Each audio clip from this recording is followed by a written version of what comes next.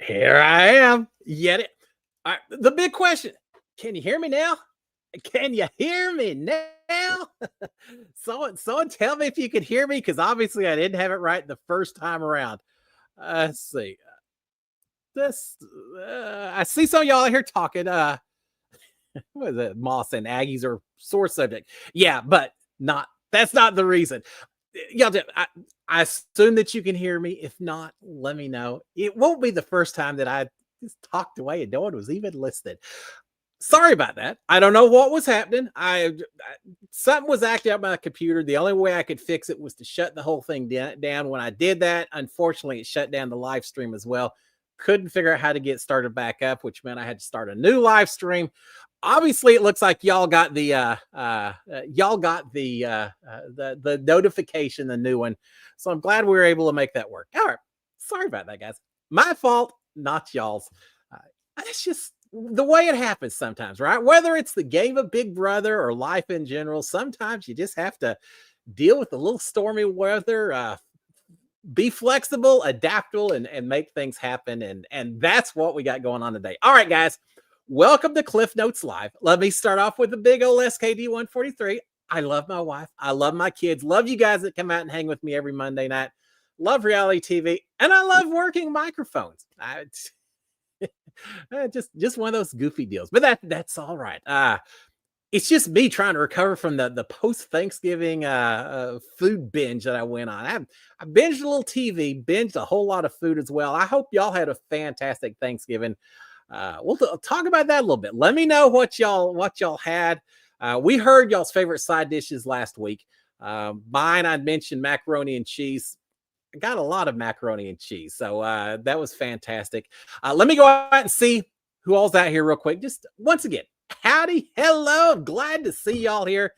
Glad that y'all can hear me as well. Otherwise, yeah, my sign language isn't so strong. I actually took sign language in college just for the fun of it. I can sign my name. Let's see, CLIFF. That's about as far as it goes, but I learned a little bit. All right, let me see who else out here. We'll see. Brian Haas there. Brian, how you doing, sir? I'm glad you got back in. Ma's out here as well. Ma, so glad to see you out here. Also, Carol Mojer, you as well. Let's see. All right, y'all are talking. Y'all were comparing notes, it looks like. Michelle Moore is out here. Michelle, howdy. Karen Loveland. Let's see. Hey, Carol, how are you? Y'all are out there just having all kinds of conversation. I'm glad y'all were able to talk to each other. Big Jake 88. Hey, Big Jake. Let's see. Mike Johnson. Let's see. Kara Mosier. Paula Lou 4. Amanda Lowe. All right, now I'm starting to see some of y'all coming into the deal. You didn't miss anything. Just took me a while to get going. Wyatt Garrett as well. Howdy, Wyatt. Tim Cox. Kent 427. And that may be it for right now. We've got a few more that are coming in. Let me see if I miss that. Cowboy Caps as well. And did I miss that? Lee Strack. All right, guys. glad to see y'all coming in. All right. Sorry about that before. Some of you who just came in, I just having some issues with the computer. It shut down on me. I had to shut it down because I couldn't get the volumes or anything else to work. Just one of those things. All right. Kent 427. I did Cliff. Thanksgiving was great. Enjoyed that sweet potato pie. All right, I had pumpkin pie, not sweet potato pie. Sounds pretty good. I had some pumpkin pie. I'm not always the biggest fan of pumpkin pie. I love carving them. Food-wise, not always so much, but this pie, my daughter brought this one. Pretty good. Had a little cinnamon mixed in with it and all that, so pretty good. But sweet potato pie sounds pretty good as well. My favorite, Sharon's favorite's pecan pie. Mine is chocolate pie, French silk pie. I don't know. As long as it's got a little chocolate pudding in there, I'm a pretty happy camper. Also like the cheesecakes as well. We got a little bit of all of that over the weekend. All right, let's see. Real quick, some questions, and then Karen had a question. I'm going to answer that as well. Brian Hobbs there said, sorry about A&M. Yeah, for those of you who don't know, my Aggies were 11-0, playing our big hated rival, Texas Longhorns, and we just got beat. Didn't play that well at all. It was a depressing Friday night, but you know what? I've been a fan for a long time. I'll cheer them when they're winning. I'll cheer them when they're losing. And it's not the first game that they lost where I thought they should have won. spent a few hours, a little depressed, but hey, life goes on. If that's the worst thing that I've got to gripe about in my life, then things are looking pretty good. I'm not going to bank my feeling good or bad based on some college sports. But having said that, I felt a little bad Friday night. But it's all right. We got some more games going on. We'll be in the college playoffs, I think. So the football playoffs. So it'll work out in the end. There's always next year, right? As Brian knows, being a Cleveland fan, there's always next year. You always have that new hope. So, yeah, not a lot of fun for college football over the weekend, but that's all right. Sometimes it works, sometimes it doesn't. All right, Carol Mosier is saying, your house is truly haunted. Just used to the eerie stuff now. It doesn't faze me anymore. Well, I don't know if that's good or bad that you get used to the to the poltergeist and all the things in the house. That's yeah, I'm not sure. I still remember one of the scariest books I read, and I read the book before I saw the movie, Poltergeist. Oh, with Jody the pig and flies on the window. Just spooky stuff. And I'm not buying it. Once a house is haunted, that kind of does it for me. I'm not going to be real eager to ever hang out any longer than I have to. Paranormal Activity, I know some people don't like it, scared me to death. I've talked about that on this show before. It was interesting. My son, after Thanksgiving over the weekend, he actually went over to Big Bend, Texas, which is out part of the Sonoran Desert. It's out, it's desolate. It's isolated. It's a national park out there. He was in a tent, woke up, there were coyotes surrounding his tent and all that. So it's that kind of desolation. But during the day, he did a lot of hiking, but he also went into a place called Terra Lingua, which is just almost a ghost town. And they've got a few restaurants and stuff that have been built here recently over the last few decades, but it's an old mining town, a ghost town and all that. So if there was ever a place to have all kinds of ghosts and ghouls and people like that, he had some of that as well. So cool though. Middle of the night, there's no light pollution at all. You can see the Milky Way. You can see everything. When I worked in the oil field, I'll never forget. I suddenly was working out in West Texas. I looked up at one point, 3:00 in the morning, and you could actually see the Milky Way. You could see the part of the sky where it was just a little bit lighter, and I'd never seen stars like that in my entire life. And so it was incredible. So anyway, but no, I'm sorry you're living in a haunted house. If you're not back next Monday, we'll know that the ghouls won. And don't come to my house and haunt me is all I got to say if that happens. Well, we need a haunted Big Brother house. That would be fun. We've had some, we had the mysterious house last time. Just give us a good old-fashioned haunted house and keep everyone on edge. That'd be all right with me.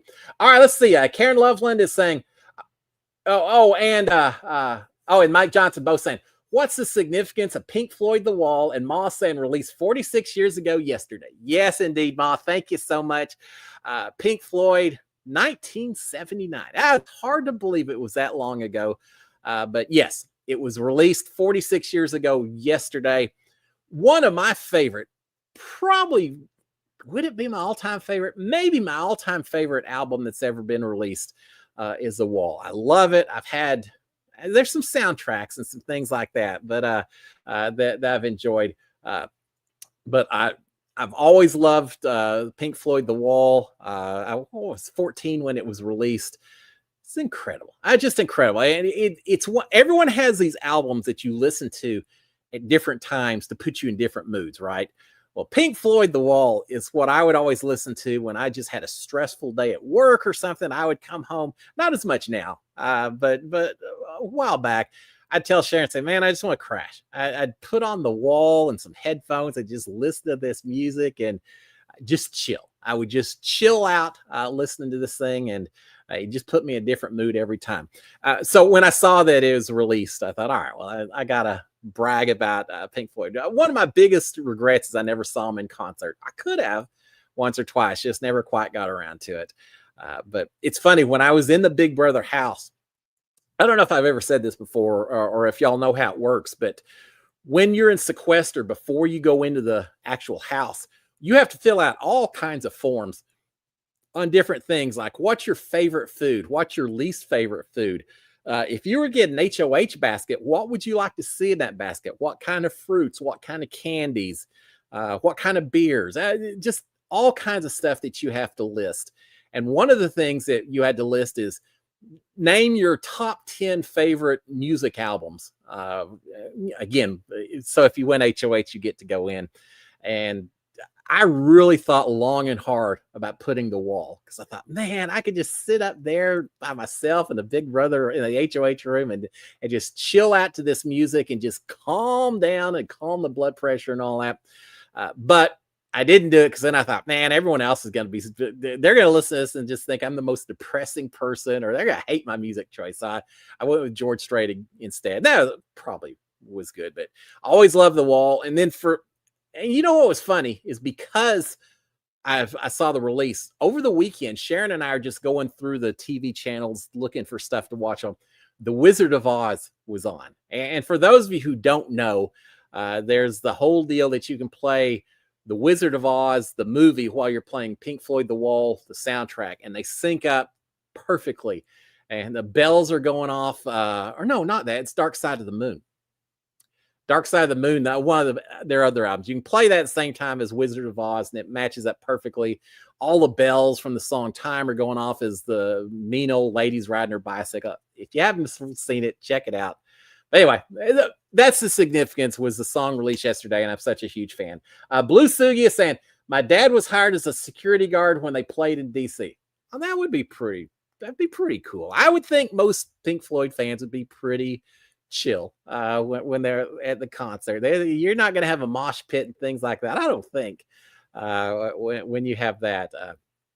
I don't know if they're still in concert or not. They're probably not. They're very advanced in age, but yeah, I love me some Pink Floyd. So yeah, that's just me honoring them just a little bit. All right, let's see, what else did we have going on. All right, let me check real quick. Glad my computer's working now. I'm glad Sharon, I'm sitting here talking away and I see Sharon saying, no one can hear you. No one can hear you. If she had said that, I probably would have continued to talk for another 15, 20 minutes. All right, let's see. Cindy, first of all, thank you for the support. I absolutely appreciate everything you do out here as a moderator and everything else. Any Thanksgiving pranks? Did I do any pranks? I actually don't think so. We had it was kind of we had everyone in and all that. I didn't have extended family. It was a close family and all of that. And no, I'm trying to think. We were watching my daughter's dog, and so my pranks probably extended to seeing how the dog liked like cranberry sauce and things like that. Still trying to think. We I just watched a bunch of football. Did we do any pranks, Sharon? I can't think of it. We're a little light this year. I'm gonna have to make up for it at Christmas time.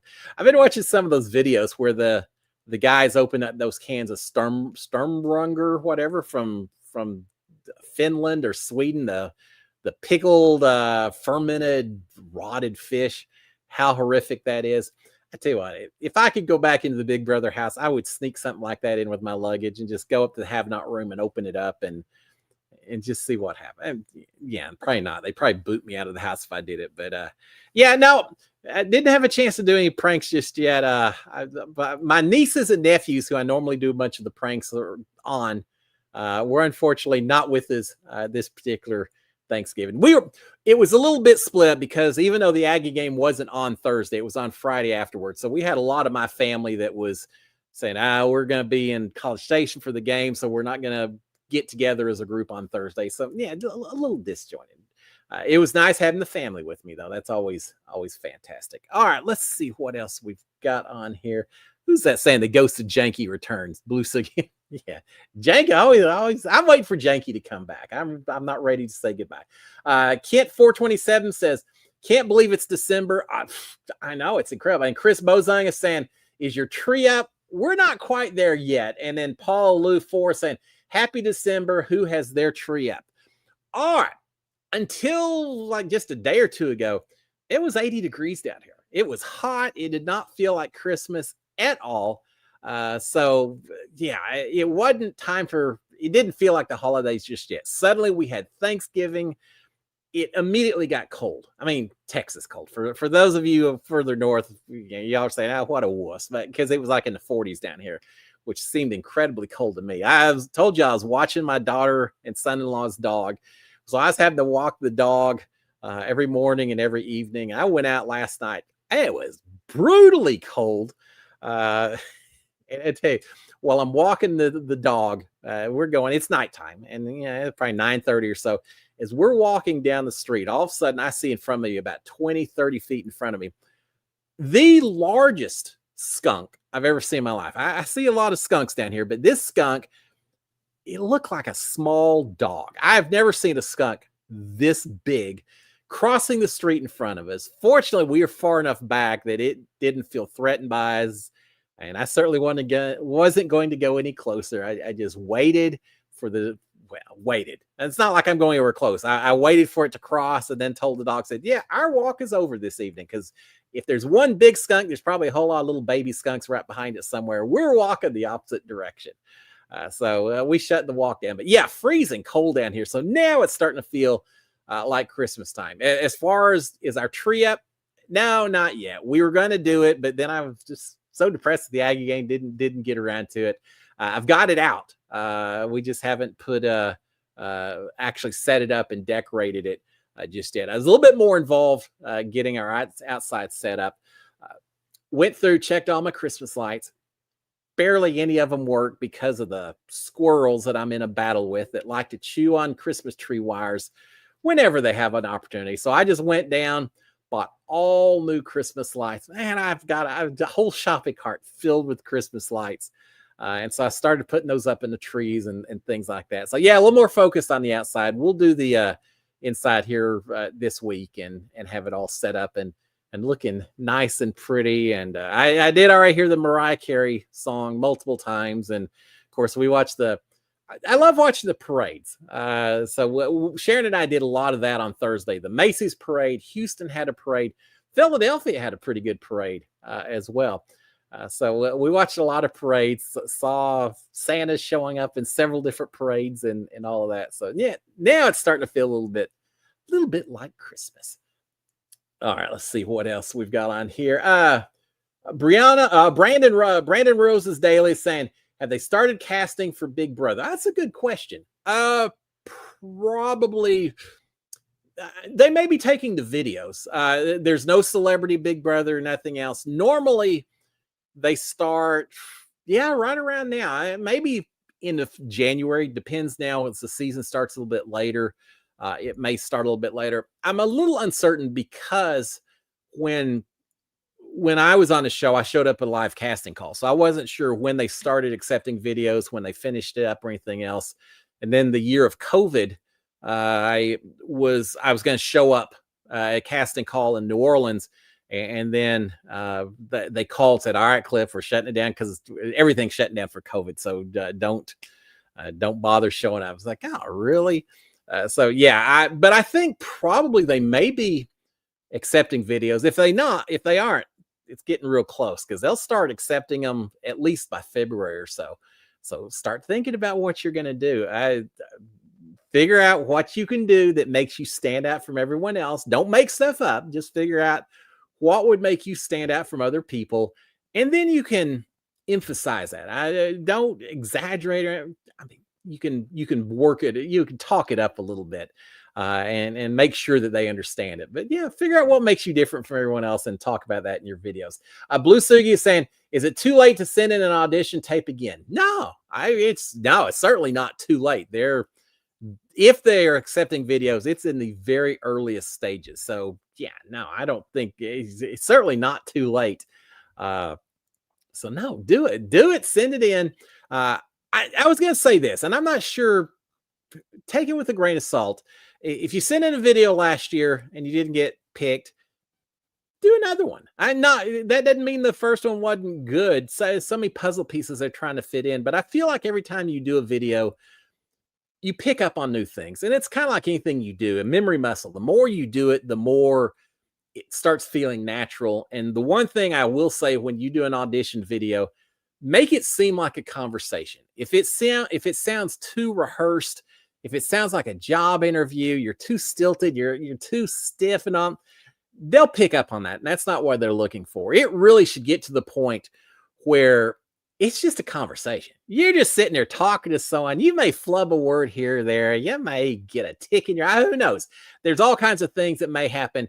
It doesn't matter. You're just having a conversation with whoever's on the other side of the camera. It's like me talking to you guys, right? I sometimes flub my words here and there. Sometimes you can't hear me and things like that. It doesn't. It's just a conversation we're having. And I think the more often you do those videos, the more natural it starts feeling. And before you know it, you're just kind of laid back and ready to go. And I think that shows through the camera. So, but yeah, definitely not too late to be sending one in. All right, Clint Merchant. Clint, I owe you a response. I know you sent something to me. I'm doing very well. I respond to you. Clint said, I'm going to go do Over the Edge celebrity event on Saturday. Now, all right, that's pretty cool, Clint. They did that. They used to do Give Kids a World. You know, everyone got together. Hearts of Reality. That kind of went away. I hate that it went away, but it went away. So now they do Over the Edge. For those of you who don't know, they get celebrity. They get reality TV people. We aren't celebrities. They just get reality TV people to go. I think it's still in Orlando at the Melania Hotel. Malia, I don't know, one of the hotels there. And it's Clinton, you tell me how tall is it? 10 stories, 12 stories, something like that.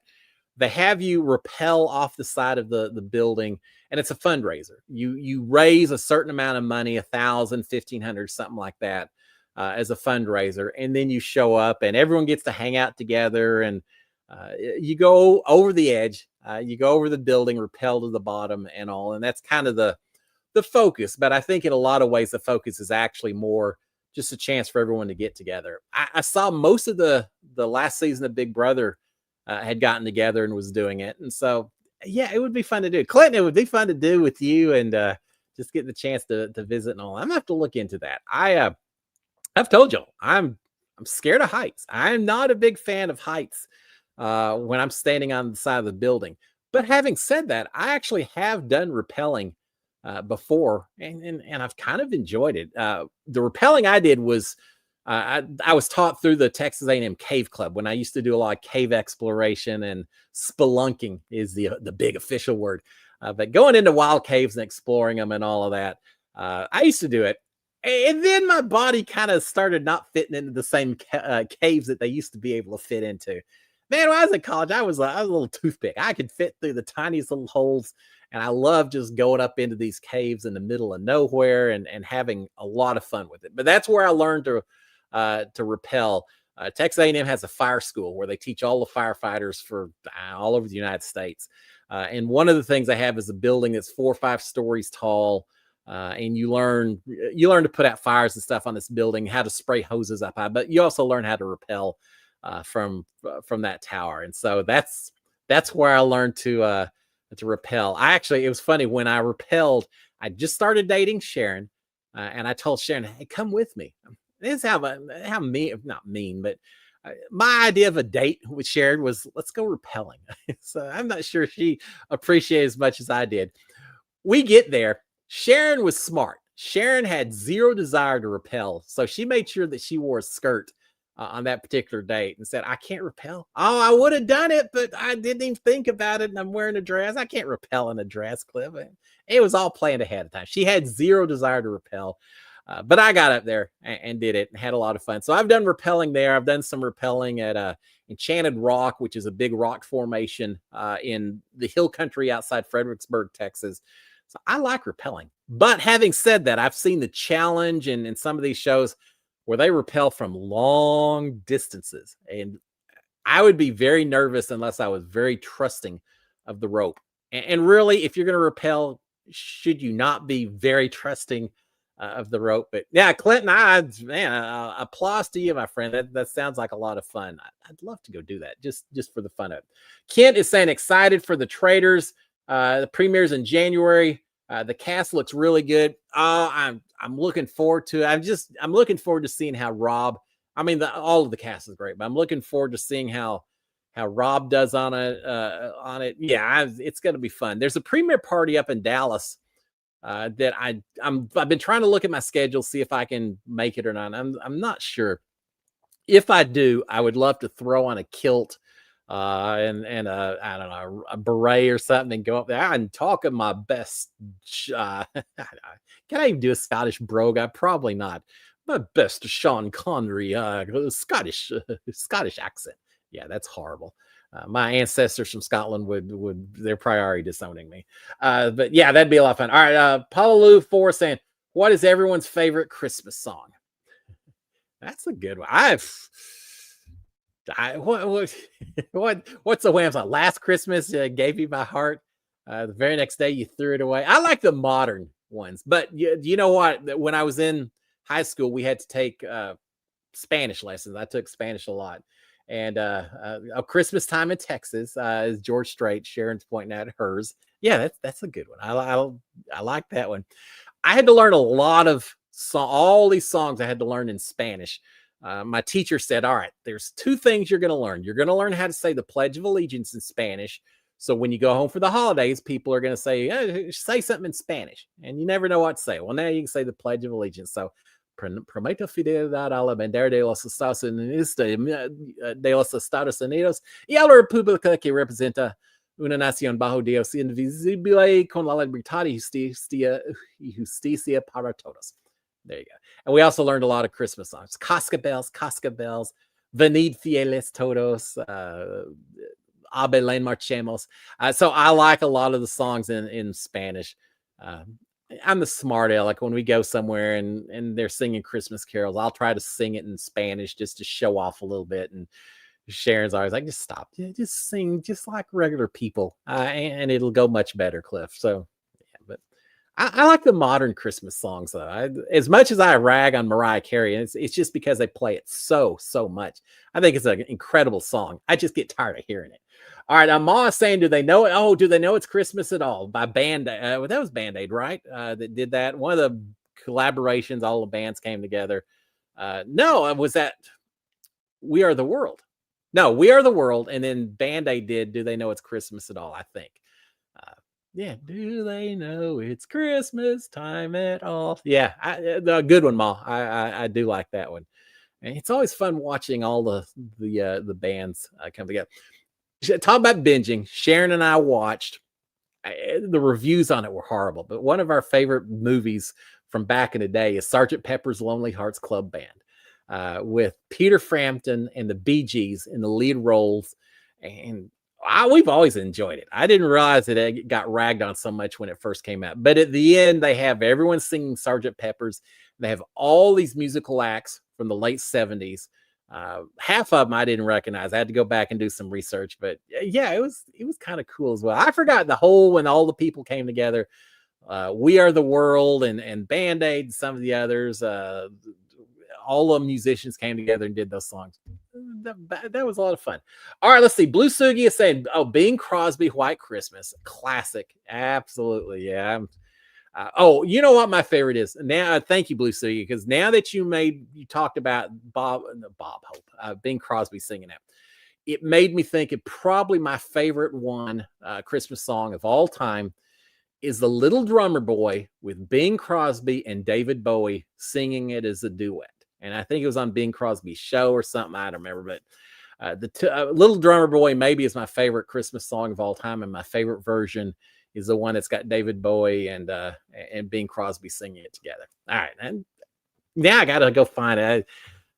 Here's the thing: I need to go find it on Spotify. I'm always worried though on Spotify if I get this little desire to play some song like that, I'm gonna start playing a whole bunch of Little Drummer Boy. And next thing you know, that's all Spotify is going to be playing when I go out to DJ and things. It's just going to keep playing a bunch of Christmas songs and all that. But yeah, now I need to hear me a Little Drummer Boy. All right, Cindy is saying Christmas Vacation theme song. Yeah, that would be great. And Michelle Moore is saying Trans-Siberian Orchestra. So huge. I've heard some of their music.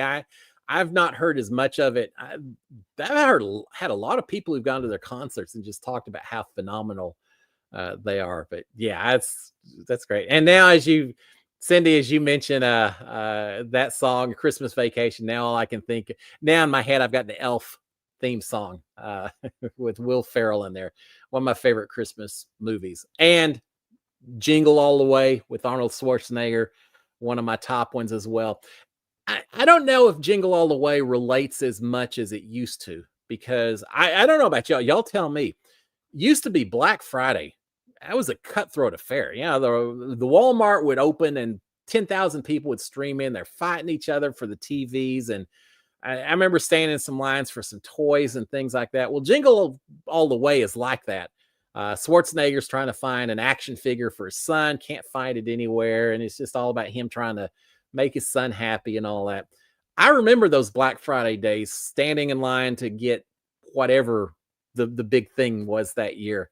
I don't see that anymore. We've got Cyber Monday, which is today. And that's probably why my computer messed up. Too many tabs open looking at things I could get for Cyber Monday. But we've got that. I don't recall, or I didn't see Black Friday as crazy. I know Target and a few places had people, but not like we've had a decade or so ago. So maybe that's passed a little bit thanks to Amazon and all the other online ordering, Etsy and everything else. But yeah, how did I even get on that topic? I don't know. Yeah, I didn't see Black Friday, see the big deals like we've had in the past. All right, let's see what else. So quick. All right, we got to talk about Survivor and Amazing Race. Let me look at this real quick. 43 Huckster is saying Silver Bells, Cuska Bells, no Cuska Bells. All right, Cass Wash is saying Drifter's version of White Christmas. I think I know which one you're talking about, and that's a good one too. Oh, and Elvis's Blue Christmas, and a Christmas song by Nat King Cole. All right, y'all got some good ones. I'm gonna have to just pull them all up now. All right, so lots of we'll cover more as we get closer to the season. Because I was running late, now we're talking Christmas, kind of got behind. Let's talk about some reality TV, because I kind of said I'd talk about that a little bit as well. What'd y'all think about Survivor, first of all? I gotta say, I know a lot of people are griping that it's too predictable, nothing crazy's been happening. Last episode, I was pretty excited watching some of this. I guess I think Rizzo is in a pretty good spot. I think Savannah's in a pretty good spot. Savannah's just a comp beast. But even last week, she used her extra vote, made sure that Jawan went. Spoiler alert, if you haven't already seen it. Use that extra vote. Jawan went out the deal. I mean, Savannah's building up a lot of resume if she can make it to the end. Now, sometimes when you're a big comp beast, it makes it a lot tougher. And we've seen already, everyone's talking about her. And I do worry a little bit that the first time she doesn't get immunity, everyone else is going to team up and get her out the door, which is a bit of a fear. But it seems like she's got a good alliance. Her and Rizzo and Sophie E, or however they want to say it. Just seems like suddenly they've kind of taken control of this game. So it's been very interesting. Rizzo, on the other hand, he's played a great game. He playing a fake idol so that people forget that you have a real idol, I think is just absolutely phenomenal. I was very huge admirer of his gameplay. I thought he was a little risky not playing that immunity idol the last two tribal councils, but now he's played one that doesn't work, and suddenly to people who think that was the one he had all the time, it suddenly makes more sense that why he didn't play it the first two times, because it was fake all along. I think he did a great job of taking the pressure off of him. Now, theoretically, people don't know that he's got an immunity idol. I don't think he's seen as a huge threat in terms of competitions or anything else, which I think makes him a lot less of a target than some of the other people in this on this island right now. So I think Rizzo's in a great position to make it all the way to the very end. And I think he's done enough that his resume could certainly, he can point out, say, hey, we were on the bottom of a few tribal councils and I made it work, and I didn't have to play my immunity idol. I think there's a lot of things that he can talk about if he makes it to the final three as well. So yeah, it's looking good. I'm Team Christina. I always said that. I was in the feels for her last week. She was having a little bit of a breakdown before they did their challenge, and I get it. She was talking about, how she lost her mom and she just wanted her mom there. And I get it. I felt like that sometimes when I was in the house, and, I just had lost my dad before I went in the house. So I got it. And I'm definitely Team Christina, but I feel like she's kind of treading water a little bit right now. She's not part of the top power structure, the majority power. I don't feel like her and Steven and some that I thought were doing pretty well. suddenly a little bit more on edge with it. But I enjoyed the last episode. I absolutely did. All right. Michelle is saying, does he have an idol? Yes, he has an idol, a real idol. He just played the fake one intentionally so that everyone's saying, "Oh, it was we all heard you had an idol." Yeah, it's just fake. I don't know. I mean, maybe people will figure out, but I'm pretty sure that's the case, Michelle. Maybe if he doesn't have it, if I don't think it was fake all along. I know he found one. So yeah, he found it in a little treasure chest out in the water and all. So yes, he has a real one. He just did the fake one as a way to trick everyone, and I think it worked very well. Blue Sugi is saying Sage wants revenge. Yeah, Sage, yeah, and I can't ever keep the two sages separate from each other. There's the sage that keeps losing to Savannah in the competitions. Man, I would be booting Savannah the very first chance I got. I would get her out, but they're all working together right now, right? So at least while it's convenient to work together, I think that's going to change here pretty quick. But yeah, I'm enjoying it. All right, Amazing Race. I'll talk about that. Milan, Italy. I am very jealous. I've been to Milan, Italy once for less than 24 hours. I flew in on call it a Monday morning, had meetings with an oil company all day long, got back to my hotel that night, said, God, I didn't even have a chance to eat any lunch or anything. At least I'll have a fancy Italian dinner here at the hotel. Nah, it's theme night and they're having Mexican food. Great. So I just had Mexican food at my hotel, got picked up by a taxi at 4:00 the next morning, had to fly back home to the United States at 7:00 the next morning. Thought, well, at least I'll get some gelato at the airport since I didn't have a single Italian meal while I was in Italy. Now it's too early in the morning. The gelato shop was closed as well. So that's my complete experience of being in Italy, was less than 24 hours. And now I watch The Amazing Race. They're there. They're seeing all the fancy stuff. And I got to go back now. So Amazing Race, call me. Let's hook up. Let's make something happen on this. Cindy is saying, think Izzy and Paige have a chance in The Amazing Race? I would not have said so at the beginning, but I think they're doing better. The journey, the jousting task was awesome. Izzy wants revenge. Yeah, Izzy and Paige not real happy with Jag and Jas. Not all of it having to do with The Amazing Race either. A lot of it having to do with their season of Big Brother, but she definitely wants revenge. Yeah, I think they've got a chance. I truly do. The one team that I felt was kind of there, maybe outkicked their coverage, so to speak, was Chelsea and her dad. As much as they've been shown getting lost and everything for the past few episodes, I thought, how are they still here? Well, it eventually caught up to them, and I feel bad for them. Again, being an older gentleman racing with a child, I can absolutely sympathize with everything they were going through, with everything he was doing, trying to keep up, and he did a pretty good job. I mean, they lasted a long time, but now that they're gone, I feel like anyone that's left, Jag and Jas, Kylan and Taylor, Joseph and his brother, Izzy and Paige, they all, I think, have a chance. Now it seems like Jag and Jas just continue to dominate this thing with the challenges and everything else. That would have been hard. That would have been a hard one for me in a lot of ways. Pushing an old boulder up a mountain, I'd like to think I could do that without any problem. I think it'd be a little tougher than I thought. And making a dress out of flowers, I don't know. Give me an IKEA, dresser to put together. I can do it in a heartbeat. No problems at all. I'm good at following directions. But when you don't have directions, when you're having to look at flowers and all of that, that may be a little bit tougher. But they did pretty well. And I feel so much for Joseph's brother dealing with the diabetes and all that. And he's done a good job of showing what you can do. And yet at the same time that you have to pay attention when you're diabetic to some of this stuff. I was feeling bad for him. I thought he was just going to pass out right then and there. And I always wonder what would happen if in the middle of a challenge you did have, whether it's diabetes or heat stroke or whatever, because it's super hot there. If you passed out or had to get medical help, I guess they just pull you out for a little while until you're better, and then you can go back and finish up, unless it's something that truly is an emergency situation. But yeah, I was a little bit worried that was maybe going to be the end of him, but he pulled through. He made it happen. So yeah, they did really well. All right. Oh, wow, so quick. 7:58. All right, let's talk real quick about Big Brother Australia. I can't. It's almost done. I think they only started off with, I don't know, 10 people. I think 3 people have been evicted. Is all. There's like 6 people still left in the house, and I heard something about they've got like a week, maybe 2 weeks to go, but they're getting close to the end. It happens very quick, unlike our Big Brother. But here's what I thought was interesting, and this is what I wanted to mention to y'all. They had before the last eviction.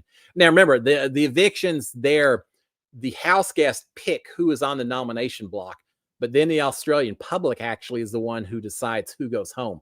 So it's a popular vote to decide that person who actually walks out the door, which is so weird compared to the way we do it. But before the last eviction, they had a special offer. They said, all right, anyone who's still in the house that's not already on a nomination block, if you want to leave the house, you can leave the house and you will get, was it 10,000 Australian dollars? I think it was 10,000 Australian dollars. $10,000, which over there, they're playing for 100,000. So basically 10% of the pot. $10,000 for the first person who goes over and rings this bell. And if you ring the bell first, you walk out the door with a check for $10,000, but your game's over. I mean, you self-evict basically if you do that. Well, one person chose to do that. And so she rang the bell. She walked out with $10,000. Again, if you're playing for $500,000 or $750,000, it's going to be different than if you're playing for $100,000 in terms of, what are you willing to risk and all that. And in her case, for a tenth of the pot, she thought it was worth it. And it very well may be, because I don't know that she was going to win at the end. But here's the kicker, and this is what I want y'all to think about. Maybe we'll talk about next week because we're running a little short of time. But it wasn't just $10,000 that she took. It was $10,000 out of the final pot that the winner gets. So they'd had a couple of extra things. So the pot had gone from $100,000 to $125,000 because of a couple of tasks they completed. But when she walked out the door with $10,000, the pot went from $125,000 back down to $115,000. How cool would it be if we did something like that on Big Brother USA, where people could get, you win the money on the white elephant competition, or if you choose to fill up the little glass on slip and slide, you win $10,000, $5,000. If you had things like that, but it's not just that you get extra money from the producers, it actually comes out of the prize winnings. Maybe instead of $5,000, it's $25,000. But then whoever wins, instead of winning $750,000, they only win $725,000. How interesting would it be if you started having different things throughout the Big Brother season where you could either add to the pot or take away from the pot, depending upon what your action was? Because then you've got to weigh not just that you're getting money, but also that people may be really upset with you. They may be really happy with you. There was one guy who had a situation during Big Brother Australia where he could take money for himself a little bit, or he could add money to the pot, and it was more money. And so I think, if I recall, he did. I don't remember what I did now. I'll have to look it up. Anyway, just think about that. How cool would it be if your actions affected that final prize pot? I've talked before about I'd love to have a twist where you could potentially buy an advantage on the immunity challenge or an HOH competition, where you could pay $20,000 out of your potential winnings and have some kind of advantage. And if it's for you, maybe you do that. But if it was to help someone else out, would you still do it if it meant you losing money? I feel like they can do a lot of things and really screw with people's mind by messing with that final prize and how much you do or don't get. So anyway, y'all think about that. We'll talk about it a little bit later. And then we'll talk about next week, because we have completely ran out of time. Squid Game. Sharon and I watched Squid Game. We binged the whole season. Gotta say, I kind of loved it. They're casting for season 3. I may have to be making a video of my own. Vanessa from Big Brother, I don't remember what season hers was, 12 or 13. Hers was the Big Brother season that got shut down because of COVID. So she never got a chance to play the whole game. I'm so glad that Vanessa got a chance to play Squid Game as well. And so, yeah, I'm thinking that maybe I can try to get her on the show, or we and then Ruth, I think you're the one who mentioned that we got someone else that was on the show. It'd be fun to get a few of the Squid Game people on here and maybe talk about what their experiences were like. I'll check into that. But now we binge watched the whole Squid Game. One or two actions that I kind of felt bad about. And for those of you who watched, you may know what I'm talking about. But all in all, I really enjoyed that season. So we'll talk about it next week. That gives y'all a chance. It's tough because I don't want to throw out any spoilers either. But maybe we'll talk about that next week some. All right, next week, Mike Johnson saying, what's your favorite Christmas movie? Mine is A Christmas Story. All right, we got a lot to choose from. That task for next week. Y'all come up with your top couple of Christmas movies. And if you want to say Die Hard as a Christmas movie, you go right ahead. But come up with your top Christmas movies. We'll talk about that next week.